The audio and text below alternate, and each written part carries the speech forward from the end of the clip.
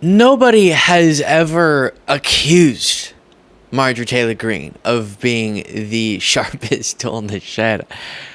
But I think we could have expected more than what I'm about to talk about here. Still, even with what we know about her, I think she could have done better and fact-checked herself. Goodness gracious. Now, before I show you this post that has gone very viral, a little bit embarrassing, and some people's responses to it, if you've seen this already because it has gone so viral, know that I have in store for you after this something very interesting, going through some past struggles that Marjorie Taylor Greene and Lauren Boebert actually have had in understanding and remembering facts about history. But first, Marjorie Taylor Greene posted this. The average age of the signers of the Declaration of Independence on July 4th, 1776 was 44 years old, but more than a dozen were 35 or younger. And then she lists some names. Thomas Jefferson at 33, John Hancock, James Madison, Alexander Hamilton, James Monroe, Aaron Burr, Sir, Paul Revere, and George Washington. And a community note had to be added to this, fact-checking MTG. James Madison, Alexander Hamilton, James Monroe, Aaron Burr, Paul Revere, and George Washington were not signers of the Declaration of Independence, and then it cites the Declaration of Independence. And it's a rough one. You had Patriot Takes saying Marjorie Taylor Greene works minutes away from the nation's founding documents, but she couldn't check her work. Midas Touch saying absolutely humiliating community note for Marjorie Taylor Greene. Isn't it interesting that she would do the research to figure out the names of all of these individuals, but not make sure that they actually signed the Declaration of Independence? Very bizarre. Now, this is not the only time that MTG has struggled with historical concepts. You do have this viral moment. Not only do we have the D.C. jail, which is the D.C. gulag, but now we have Nancy Pelosi's gazpacho police spying on members of Congress. Of course, gazpacho, meaning to say Gestapo.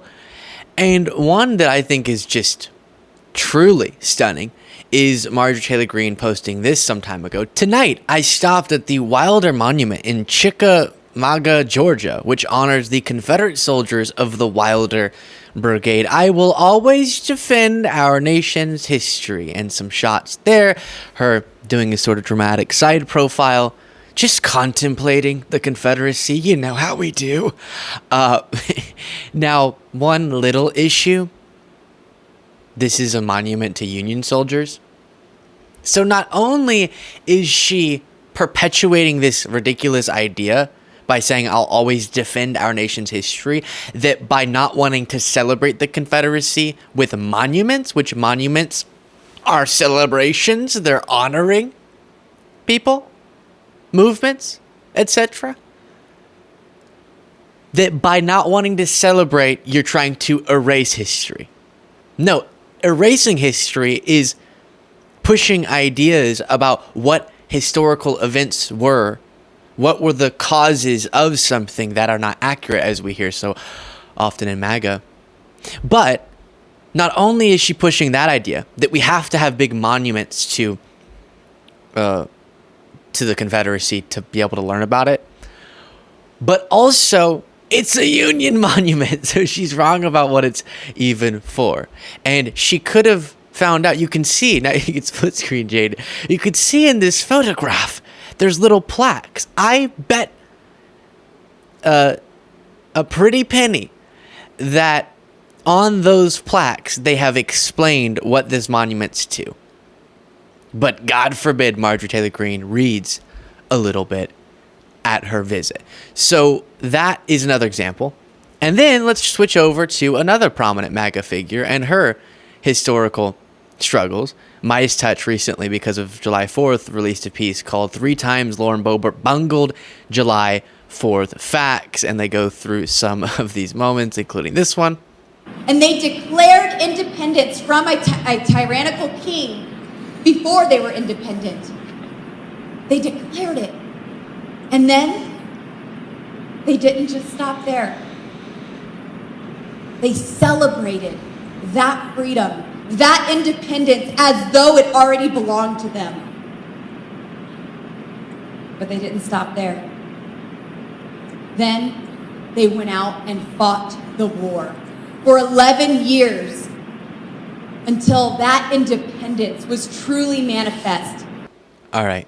And according to Patriot Takes, the war lasted 8 years and 4 months, not 11 years, not the most severe gap. With all that is going on right now in American politics, it feeling like we're on the world's most aggressive, not that fun roller coaster, bumpy, jerking us around. If you appreciate this show in particular and you want to show your support for it and help us continue to grow, you can do so. It's easy, free, simple, just by clicking that subscribe button. If you haven't already, please do so. Thank you so much. Back to the video. This one, I think, and I feel weird having to say this, but I think I could defend Boebert on this one. It is absolutely not unconstitutional, and just as you heard, it was unconstitutional for them to do this in the beginning, for them to step in a federal capacity to try to regulate this. If anything, the Constitution guarantees life, liberty, the pursuit of happiness. So that is what. So obviously that phrase, life, liberty, and the pursuit of happiness, comes from the Declaration of Independence, not the Constitution, but I think you could make the case, if we're trying to defend, I don't know why we would, but if we're trying to, what Boebert said, that those concepts are things the Constitution seeks to protect. And then on the same subject, that same phrase, life, liberty, and the pursuit of happiness, you had Boebert saying this. So, Lauren, we're seeing the gun grabbers going into full gear. Let's just play a couple pieces of tape here. Let's go to, I haven't even heard this one yet, Joe Scarborough. Let's go to Cut 52, and you could respond to Morning Joe. Mika and Joe, play Cut 52. They talk about a freedom that they've made up in their own twisted heads because they've been whipped into a paranoid frenzy by the NRA for 25 years. You know, now they're claiming the Second Amendment protects things it just doesn't protect. And their position, let's be clear, the Republican Party today is waging a war on cops. Right? Those cops that you saw in that incredible body cam footage, those cops would probably love to be running in on a knife incident. Lauren, did we just invent this out of thin air because of a, quote, paranoid frenzy? Your response? Right, this made-up freedom. I don't think that defending one's life is a made-up freedom.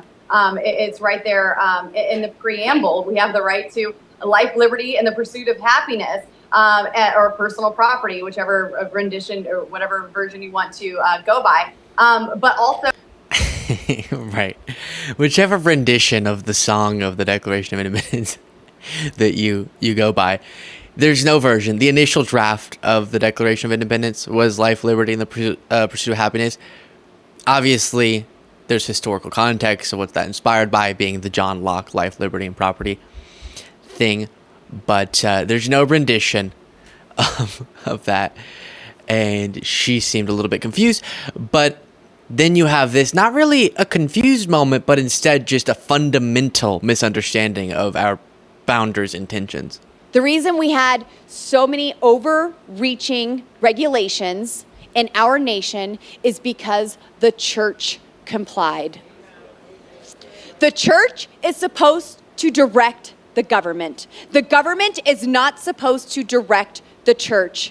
That is not how our founding fathers intended it. And I'm tired of this separation of church and state junk that's not in the Constitution. It was in a stinking letter, and it means nothing like what they say it does. And the clapping is the most disturbing part there. And I don't need to go through again for you all. Yes, the Establishment Clause of the Constitution, its intention in not establishing a national religion is to have that separation of the government and church. But the exact phrase separation of church and state was one that was popularized, not a phrase that explains what the Establishment Clause intends on doing without it exactly those words being in the Constitution. I feel like that's easy to understand, but not for Boebert. And I will say, because it was on my mind as I was watching that clip, the clip before it, I didn't even respond to because we were focusing on her phrase. But it's wild that they played that clip of a point being made by an MSNBC contributor. And then Boebert just does not respond to the substance of the really good point, which is the obsession by Republicans of rolling back or opposing regulations, common sense regulations, that doesn't infringe on people's rights, but does protect people's lives, as Boebert was saying is important when it comes to firearms, that those are in the interest of protecting people, children, women, men, citizens of all different sorts. And also, if you really back the blue, you'd prefer less cops to be killed, right? And one of the ways you can do that is not having all these insane weapons in the hands of all sorts of dangerous people. And her response is just sort of floundering around. This flashback to some of these moments, the gazpacho police moment and the Boebert stuff, reminded me of this Liz Cheney clip. What we've done in our politics is create a situation where we're electing idiots. And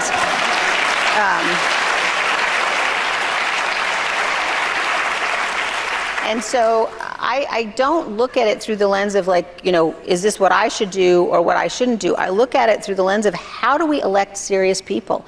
And I think electing serious people can't be partisan. There has been a war on education, a war on sort of intellectualism, and that can be framed through the rhetoric of the elites, those well-educated, still elites, who want you to think they have some enhanced understanding of issues just because of some education. And a lot of that rhetoric, mainstream institutions, anything that comes out of those that contradicts my narrative, that's just fake news, that's a nonsense. It has such a foundational impact, which is what we're seeing within MAGA. So idiots is sort of a lighthearted jab, but there's actually an underlying really important point, which is whenever you reject the valuing of education, the valuing of being educated as, an individual and trying to seek facts and an understanding of the world that is empirical, that takes work, that takes humility. Sometimes that makes you have to engage in introspection. Your belief about something could be wrong based on what the facts of an issue say. But if you want to live in a more comfortable environment where you're not having to experience those contradictions, you're not having to do the work of diving into subjects comprehensively, then you can create a sort of media echo chamber to live in, and that's what much of MAGA has become. And that's why ignorance seems to be rewarded. And I'm not saying this to be insulting. I don't think if we valued having people with the qualifications and the understanding of the issues that our leaders should have, if we valued that, I don't think you would have people like MTG in Congress or Lauren Boebert. And I do think their presence in these positions of power comes from that core issue with this rejection altogether. There's fair critique sometimes of the quote-unquote intellectual elites, right? Totally.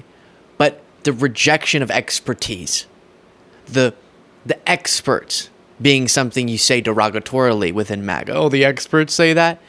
Valuing those who spend their life in a field trying to understand it, gain some mastery of an issue. That now is all waved away. Oh, the experts. Oh, intellectuals. Blech. Those colleges are just places where you get indoctrinated to be liberal, right? And there's a ripple effect to that. And we're seeing it. I think that's what this segment is meant to demonstrate. Let me know what you thought of that in the comments. If you want to get an extra episode of the show daily, you can do so by clicking the join button below.